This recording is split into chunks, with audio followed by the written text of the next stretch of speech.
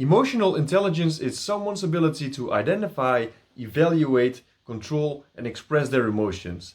People with high EQ are most of the time incredible leaders because of their ability to understand, empathize, and to connect with the people around them. And you know what? Everyone can increase their emotional intelligence because it is simply something that can be developed, just like a skill. And I'm going to explain you what you need to be working on in order to do that. What's up everybody? Wesley here from Maximize Your Life. And on this channel, we are focused on being better than yesterday. So if you are new here, consider subscribing. In this video, I will be explaining 5 ways to help you develop emotional intelligence over time. So without further ado, let's get started. Number 1 is to increase your self-awareness, because emotionally intelligent individuals have high levels of self-awareness, and self-awareness is about learning to better understand why you feel a certain way and how your actions, thoughts or emotions do or do not align with your core values. Practicing self-awareness is key to develop emotional intelligence because you'll be able to recognize your own emotions and how they affect your thoughts and behavior. You start knowing your strengths and weaknesses, which also leads to being more confident about yourself. Number 2 is being in control of how you respond to your emotions, because emotions are simply triggers for us human beings to pay attention to something. It's up to us to decide the importance of it and what to do with it. One important thing to remember is that there are no bad emotions nor good emotions. The only thing which are good and bad is how we respond to those emotions. Two great examples of this are the emotions of anger and joy. Let's first take the anger example. When we are angry, we can start destroying stuff or slap someone in the face.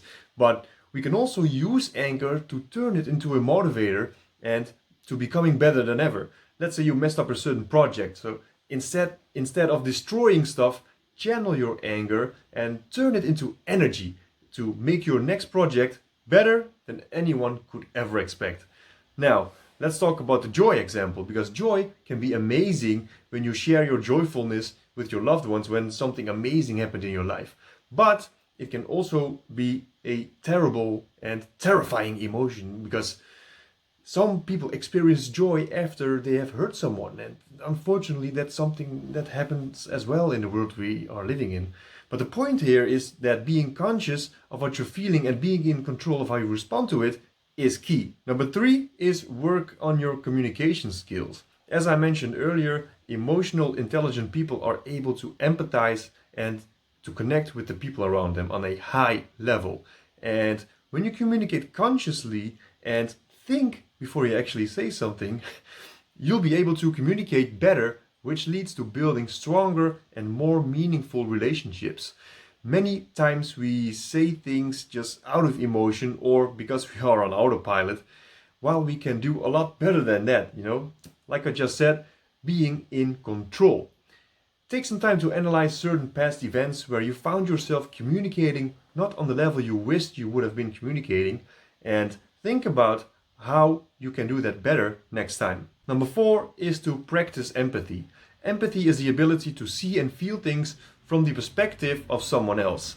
It contributes to developing a better understanding of the situation someone else is in.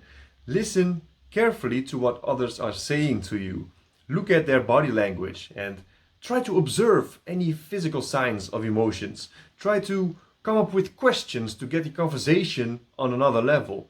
And by asking the right questions, you will understand better what someone is experiencing, and it's important to respect whatever they are going through, even if you disagree. Remember not to judge. Great relationship starts with recognition and respect of what someone else needs emotionally, and to accept that person just the way that person is. Number 5 is to be self-motivated. To raise your EQ, which stands for emotional quotient, which is emotional intelligence, you have to find ways to motivate yourself. People who are emotionally intelligent are self-motivated, and their attitude motivates others. They set goals and they are not afraid of challenges. By the way, if you want to know how to smash your goals, make sure you check out this video about the best way to set your goals. Okay, back to self-motivation. The way how I often motivate myself is to visualize the end result of something. It really gets me going. Take working on my YouTube channel, for example. I'm definitely not always in the mood to work on it, but when I visualize myself having a lot of engagement and new subscribers who value my content, I just really get energized and motivated. And a few last words I want to say. It takes time to develop higher levels of emotional intelligence, like it does with any skill you want to learn. Every challenge you will face, conversations you will have, or situations you will be in are all opportunities to take your IQ, your EQ to the test. When you start implementing the 5 ways I just explained, I expect you to start noticing the benefits very fast. So you'll notice this in your relationships and actually in all areas of your life. Let me know in the comments down below if you have any questions, and I want to thank you so much for watching. I'm thankful that you are here, and I'll see you in the next one. Don't forget to like and subscribe to my YouTube channel and share this video with anyone who could possibly benefit from it. So, peace out.